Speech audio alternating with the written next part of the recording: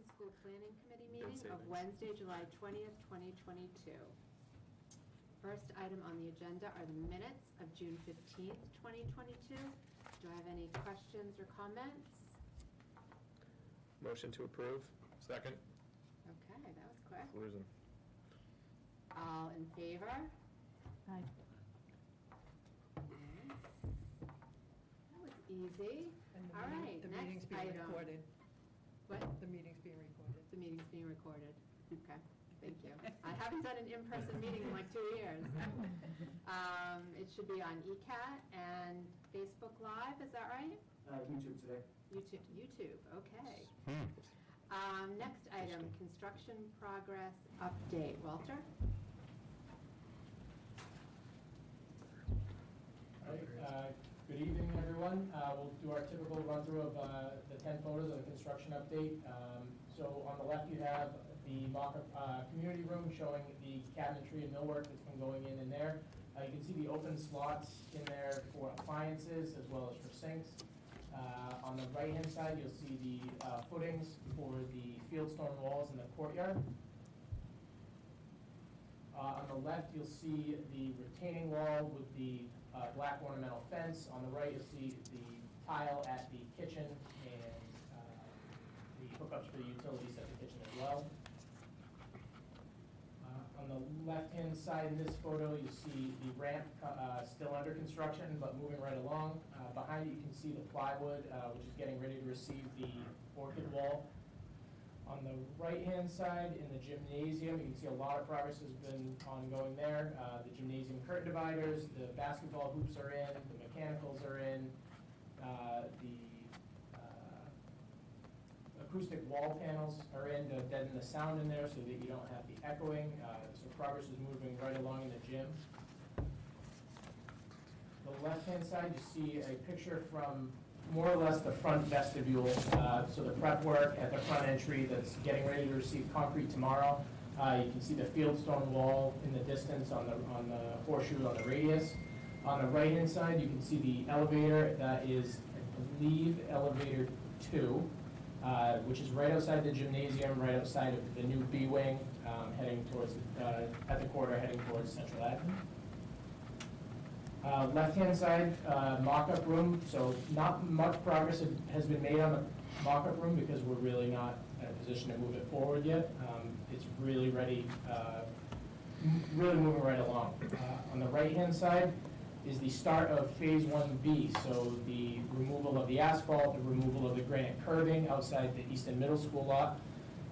If for people that don't remember, because the project was doing so well and was progressing with the budget so well, the decision was made to include a reconfiguration of the Easton Middle School parking lot, which has been, I think, a headache for everyone in Easton. That comes with the reconfiguration of the Columbus Avenue intersection and the connecting road to Lothrop Street. So all of that work for Phase 1B is in progress, scheduled to be complete 8/26 before the return to school. So we'll do the site comparison. You can see quite a bit of work has been going on in the exterior of the building as well. From the left-hand side, and last month you can see the green dirt, the panels are going up. The roof has been somewhat cleared off. There's still quite a bit of material up there, but they're working up there, so that's to be expected. You can see the fieldstone wall has been started outside of B-Wing and central administration. And the site work in that area is also progressing, which is just on the bottom of the photo on the right. On the left-hand side and the right-hand side, you can see the difference. The fiber cement panels are going up. The wood phenolic is going up. The canopy has finally been started. That is one of, I believe, 7 canopies, front porches, that are being constructed throughout the building. So that's just the framing for it. A couple of the other areas have progressed a little bit further. You can see that some of the sidewalk has been poured at the parent drop-off. That is the parent drop-off roadway, or what will be the parent drop-off roadway, and good progress there as well. And I know it's a little tough to see because of the sun, but the area in the front of the building, the main entry, has been progressing really well. You can see the think you can see the fieldstone wall in that picture, but they are prepping that whole front plaza for it to receive the landscaping and the civil that comes with it, the drop-off area.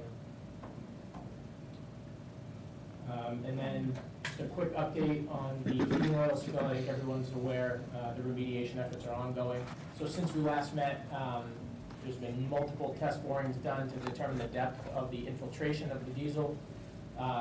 What we have learned from that is that, or what we've been supplied with is that from where they've excavated to, they will only need to excavate, I believe, about 4 feet down further.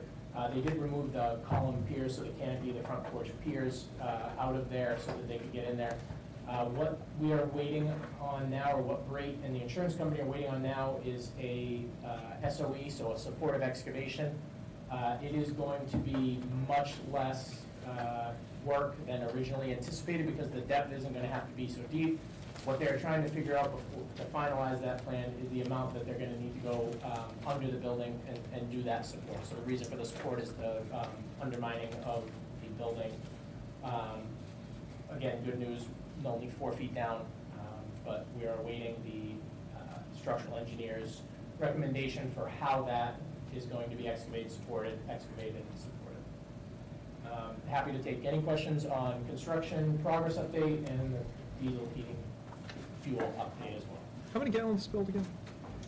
We, About 200. That's what we're seeing in the reports. We initially heard 100, now the official documentation is closer to. So the costs and the engineering and everything related to this is all covered by the insurance company for the diesel heating company. They've engaged a licensed professional that's responsible for overseeing and making sure every last drop of oil is removed. And so they're going through the process, and there'll be a clean site when it's done, just a little bit of work to get there. And Walter, the support piece you mentioned, that's because obviously they're going, SOE, yeah, right, they're going down and under. and under. So they're that's taking the piece test they're bores. trying to figure out is how Far lateral they need to go. Got it. Okay. And so they need to That's support terrifying. the building. And that's why they need to support the building. Yep. Got it. So that's the reason for the SOE, supportive excavation. Timeline impact, any? Not that we've heard. Okay. I think what we've heard is that their anticipated timeline is actually going to be accelerated due to the fact that they don't need to excavate as much as they originally thought. And when do they think this remediation will be finished again? So I think the biggest variable on this is what the supportive excavation design is. Right. SOE contractors are difficult to come by right now, so if it's simplified as they're telling us they expect it to be, then should be finished really in line with the regular building project. If there's something more complicated and there's lead time on the SOE process or the contractor's availability is a little ways out, then we may look at something to mitigate, but it wouldn't impact the opening of the building. We have the fall to fall back on, or they would have the fall to fall back on, but I think that they're anticipating being complete. I think what we've heard was mid-September, but. Yep, so they're still showing on track for mid-October substantial completion. Of course, we can put furniture and technology in the building while they're wrapping up this work out there. So there is a little bit of a buffer there. But we're waiting on that final design to really understand what they're proposing to do. Once they submit the design by their independent engineer, it'll be resubmitted for record to the project engineer, and insurance company will release the receipt. And still an anticipated occupancy or move-in after the winter break? Okay. Thank you.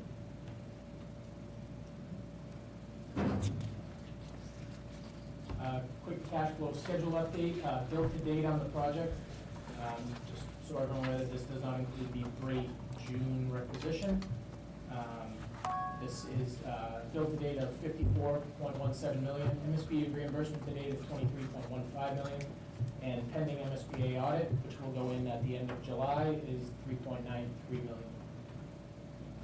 We're tracking right on. You can see the red bars. A couple of the months prior picked up a little bit of the slack on the blue bars, specifically in like the March, April area when we were thinking mechanicals were going to land. They landed a little bit later. But we're really tracking right on. So we're in good shape on the cash flow. Construction look ahead. So what we're going to see in the next month, next 2 to 3 weeks as well. Work tape and mud at the stage and platform walls, a lot of that's been ongoing even in the last couple of days. Ceramic tile is going to continue in A and B building. It's nearly complete in the other 3 buildings. Linear wood grill framing to begin at A building, so a couple areas we have some specialty ceilings, and that's the linear wood grills. Music room ceiling installation to begin in the next few weeks. Kitchen floor tile will be completed. That activity, I believe, actually wrapped up in the last couple of days. Bathroom partitions to begin in all buildings. Those are on site now, so they're going to get the contractor here. They were waiting for flooring to finish. So those do go up quick. Resilient flooring installation is going to continue throughout C building. We're working through some relative humidity slab issues in a couple different buildings, a couple different areas with the contractor, but that's moving right along. Boiler room build-out is ongoing and will continue. Fiber cement panel along with the wood phenolic panel at the exterior of the building is going to continue over the next month. Blue lamp canopies continue at E building. They're actually going to continue around the entire building. E is the furthest one along. Middle school parking lot grading, drainage structure setting will continue. That'll look to wrap up at the end of August as the phase 1B completion is 8/26. Fieldstone seat walls at the exterior of the building, there's quite a few of them, so those are ongoing. And green roof installation and Discovery Terrace roofing to continue. The green roof is actually installed and the vegetation's up there. The remainder of that roof is being completed over the next month or so.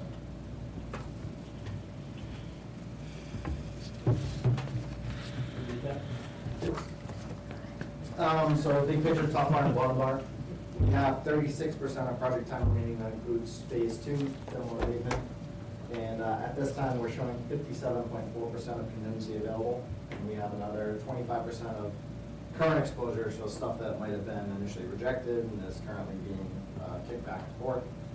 But overall, we're in very good shape. So the FF&E, we've had some further buyout progress. You have another slide. Yep. Sorry. Can you read those? Yeah, I can get those. We're actually completed on FF&E and IT purchases. So with that being said, I believe this, the committee and the select board authorized up to the 1.9 million. Happy to say that the final buyout of that came in about $132,000 under that authorization. That's not to say that come January 1st that there may be stuff that is found to be needed. There could be, but we are not expecting any, unless there's something that was just completely overlooked by everyone on all departments, and I don't think there was. We bought out what was expected to be bought out for the school, for that school to operate. We're seeing increased instances of a vendor right before delivery, like, hey, that side chair didn't show up in the fabric that you wanted, can we send this one instead, or can you switch to this company? So sometimes there's little last minute things that pop up that might change that remaining number a little bit, but most of it's there and dialed in and bought. We did have, I think the only piece that we are aware of right now, and I know Dawn's working with their consultant, Point Nine Space, is the outdoor terrace furniture. And that was the only piece of furniture that's been, it was actually stopped production. Right. So it And wasn't. the alternative wasn't my favorite, so, Mhm. yeah. I just had concerns about it being outdoors, to be Yeah, honest. exactly. We'll find a solution. And we're expected to have all the furniture in by October, November? October 14th to November 14th is the delivery date for the furniture. We haven't heard any issues, but we typically don't until there's an issue. Now, Walter, when you say delivery time, does that include assembly or, okay, Yep. so between October and November, it's not just all in the building, it's in the building and assembled? In the building, assembly Okay. in the rooms. Okay, thanks. Rooms are set up Okay. with the furniture. You know, we don't allow them to drop ship, we have them assemble everything and take their trash out in the same truck. Got it. Awesome. That's awesome. Build up of mess.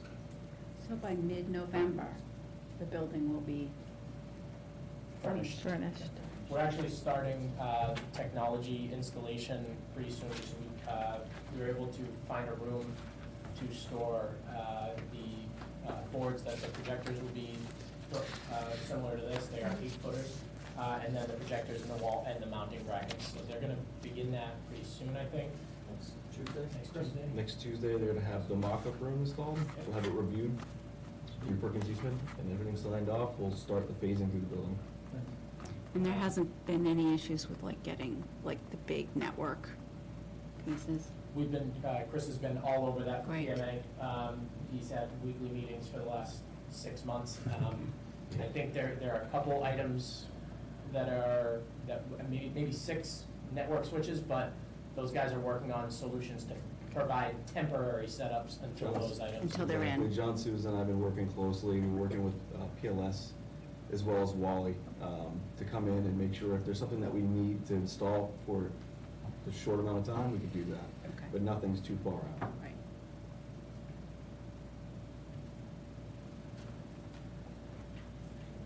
Any questions on contingency, budget, FMP, anything like that? The mini project that's going on for the wastewater treatment plant upgrades, we have all permits in hand, building permit, trailer permit, electrical permit. Nothing else is needed. Masons were on site to begin their work, so that includes opening up the building, putting new doors in, cleaning the masonry, replacing any damaged masonry. Rodent controls in place, erosion controls are in place. Tanks and middles, which were the long lead items, were completed. We're actually expecting the tanks late next week, which is actually a week earlier than what Rogan Company had anticipated. And it's likely next week that the ramp and the walkway excavation will begin. So moving right along there. No construction issues with them right now. What's the expected timeline for that one? They have a date of 8/26 as well. Okay. We do have 2 pieces of equipment, 2 blowers that will not be in. They know that already. They're going to use the old ones, and they can be in a temporary setup until then. We've already worked with Stan Tech to make sure that that was going to work. Got it. Thank you. Moving right along there. So SBC meeting schedule, 8/17, 9/21, and then 10/19 upcoming. I don't think PMA has any new business. Chad or Chris, do you guys have any new business for the committee? Perkins Eastman, any new business? And then I'll turn it back over to Jackie, if Jackie or anyone from the committee has any new business for the committee. Does anyone have any questions or comments you want to raise? Okay, Dottie. So just for the timeline, the plan is still for the children to go home on winter recess, and when they come back, they'll be going to the new school. So I imagine in November, early to mid-November, everything will be in a position where you can, because I know when they're little, right, you bring the new families, the new kids in to see the school. That will be happening before the beginning of the year. We haven't really talked about that yet. I think Sam's been a little busy getting ready for this upcoming year, but that is probably something I would say we'd be talking about in the next month or so, to really schedule those. But yeah, we will need to wait for any type of tours like that with public. Absolutely need to wait until, at a minimum, substantial completion, and potentially a full C of O, certificate of, possibly a temporary certificate of occupancy. So we'll need to check with fire department and building department to make sure what their requirements are going to be for that. But those should be in hand. They really do coincide with each other quite a bit. But that means life safety has to be on, accessibility needs to be there, ventilation. Sidewalks are probably the biggest challenge here, so all the sidewalks need to be fully accessible going into the building before they can get occupancy. So they could actually technically hit substantial completion on October 14th and not have their sidewalks done, because it's less than 1% on contract value, until a few weeks after that. But their schedule's still showing all that stuff happening in October, so the goal would be to set up a time for tours, whether it's November or December. That's exciting. Yes. Yeah, it is. Can I ask something or propose something? Leisha, and Sam, as your educators, need to learn about the building, the space, all of that. We've talked previously about putting together like a little manual handbook, like this is your classroom. What do these, switches do? How do you open the window? It's up high, like little things that That's a are, great idea. that someone can have at the ready if they, like, as you do training. That's and- great. That's awesome. Yeah, so if you want to collaborate with us, we have ideas about it, but if you wanna meet with us and talk about what would be helpful for you to have as part Absolutely. of that, Yeah. we can try to get that rolled out for like mid to late fall. I don't know when when your training will happen, but something to think about and plan Great, for. thank you. So just a Definitely. little, helpful Mhm. manual, Mhm. because there's a lot of new things to learn in this building. Yeah. And, when to unplug things. There's there's a routine that they will need to get into with the new features of this building. So we want them to Perfect. use it properly, Right.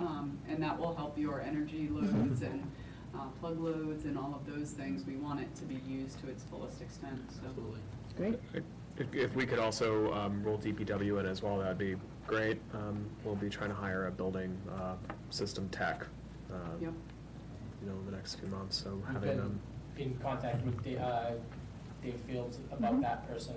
I don't think, and there's no training scheduled yet on any type of MEP yet. They don't even have permanent power yet. That should be coming shortly. Right. But we're definitely gonna coordinate those trainings to, if that person's available, if Yep. they've been hired yet, to make sure they're available. Yeah, that's a deeper level of how Yes, to yes. operate the actual building versus the classroom. We're talking like maybe needs an engineering degree. But it would be helpful for that input related to just the general classrooms and the general Right. spaces. Like if someone needs to go use the community room, is that set up just like the classroom or, from a system standpoint, so. Carter, do you know when that, is that gone? No, Not yet? but we're working on it. All right. It's Just let us know whenever. it's in a very long queue. Whenever, whenever they're available, you can just shoot us an email and we're happy to bring them in. And we're doing that kind of across the board with everyone who's gonna be really have anything to do with the building. So a lot of people have seen the building and seen the behind the scenes of what's going on. Great, thank you. Yep. I think going forward, given the makeup of this committee, we will go back to remote meetings, unless there's some specific reason we need to be in person to maybe do another walkthrough, or if somebody requests it. Other than that, we'll go back to remote meetings if that sounds okay. And if something comes up and we need to adjust that, PMA can reach out, or if someone from the committee needs to reach out to us for something like that, we're happy to set that up as well. What was their actual date again? It was October? Their substantial completion? 10/14. 10/14. So I'm just looking at when another tour might be Yeah. Useful, 10/19. Yeah, just something to think about. Yep. We don't have to determine that Yeah. now, but, it'll be here before we know it. I know. But if you want to see it before it's full of, teacher things, but with furniture in it. I love teachers, but they have things.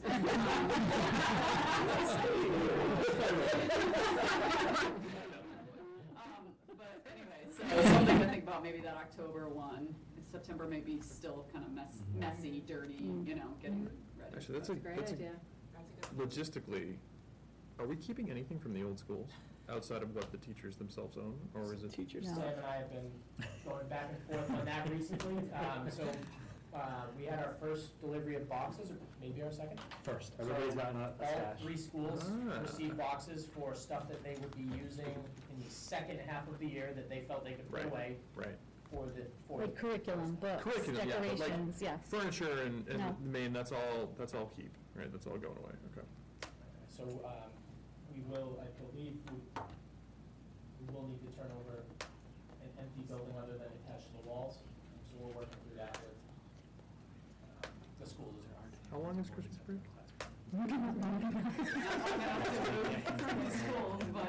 Time for a volunteer, ask. Well, we can, It's winter break. That's what I mean. we bring the older stuff in, the stuff that's already boxed, we could bring, as soon as we have, permission from fire department and, building department. Yeah, because you don't need occupancy for that. You don't need your occupancy permit. Typically, sometimes you do, You do? It depends, it's town to town. It's a long Okay. holiday. It's really a conversation PMA and the school need to Okay. have with. Because that would be really helpful. Mhm. Oh, certainly, yeah. Okay. But it also invites that, well, you have my stuff, I can come in now, No, that's very true, I understand. That does raise a good point though about declaring the existing furniture surplus, so that's something that's also gonna have to happen very soon. Can any of that be sold, or how does that work? We've seen districts try to sell it, usually they're going to. Yeah, I was gonna say, how's that go? You I don't know. can- We have a lot of people who've already been asking, can I chisel a brick off? Can I get a student desk? Can I, what have you? And I've said, I don't know the bricks, it's gonna be a containment site, it's not a good thing, but I don't know about the desks per se, or like the little chairs or what have you, I don't know, so I don't. So I think we've had communities try to have auctions.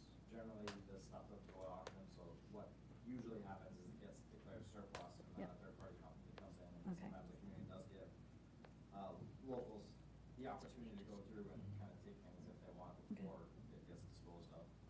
Can either be disposed of and recycled, or there are actually companies out there that repurpose it and they send it to third world countries and stuff like that. So that's an option. That's something we've done in other schools. So we'll talk a little bit about that before the next meeting. This is something that we kind of put the old motion. Great. Happens quick though. Yeah. Anything else? Okay. Laura? I have, Oh, I go ahead, I'm have a sorry. question. When we get closer to the opening of the school and the traffic, the management and the busing and things like that, can the neighborhood, the abutters and the neighborhoods be advised of the start dates and the comings and goings of buses and which school will be using which roads, or will they be using all the new roads, so that we can have some idea of what to expect? I mean, I time all of my activities based on the school. Because I live right there. Absolutely. Yeah, so I would like to be, forewarned is forearmed, Yep. and know it, and be able to Schedule around it. schedule around it, exactly. We had. Nothing's worse than coming out at 7:45 and being like. Won't you Yeah, have I'm to do sure that we can anyway figure for that out. parents to know which way to come in Right. and drop Yeah. off So and we pick have up and stuff? circulation for September. Yeah, we are- Yep. We just need We're to. limited though, because the figure out bus what loop won't be open yet, website so or we social have to media, sort of whatever it is. And then come up with a they'll- plan before the they'll plan do also. January. Yeah. Yeah. That was And then- another issue, when I was looking The at one following of the school year, plans that I yeah. had most recently. There's a stop sign at the end of they call it the side road where I live, corner of Spooner Street, there's a stop sign there. And then there's a sign that says, this way for parent drop-off. Is that the only parent and bus drop-off down that little street? Or are the other openings that are created by this new road going to be utilized to move on to the elementary school campus? So that the traffic doesn't have to constantly come from different directions and come up the Little Road, when they could go up Lothrop Street, Columbus Ave, or through the new road coming in from Randall Street. So the parents will be taking a left, in the final condition, the parents would be taking a left onto, sometimes we call it the paper road, but Bankston Street. Bankston Street. Yep. Yes. That is parent drop off. The buses will go up and they have their own route to go in, A different way. a different way. So they'll pass through that intersection, not take the left, Right, right. through that new, what becomes the new Spooner Street extension. And then they turn and go in front of the school on the separate road. Because I'm assuming that when I count the buses that are parked up behind the school, there's about 20 or 21 of them at any given time parked up there. 17. 17? Yeah. Okay, maybe I miscounted. So there are 17 buses up there, so I'm expecting to see 17 buses dropping these kids off. And Yes. based on the traffic surveys that were done last year, and we found out that they were nearly 50-50 go on the bus, and the other 50 are picked up. And with these being younger children, I'm assuming that now that the school is 750 students, that we're gonna get a significant amount of traffic. And if that's the only street being used, it could be hundreds of cars going in. And so I just wanted to kind of, let's spread out the pain so that, it's not all coming down in front of where I live. Because I've heard complaints from people who live on Western Ave, and they thought that they got all of the middle school traffic. I said, no, you have no idea what the middle school does when they come up to pick up at Spooner Street, swing around and come back down. So I get it both coming and going. So I don't think the whole neighborhood understands So there'll be traffic patterns. there'll be 3 exits for parent exit following drop-off.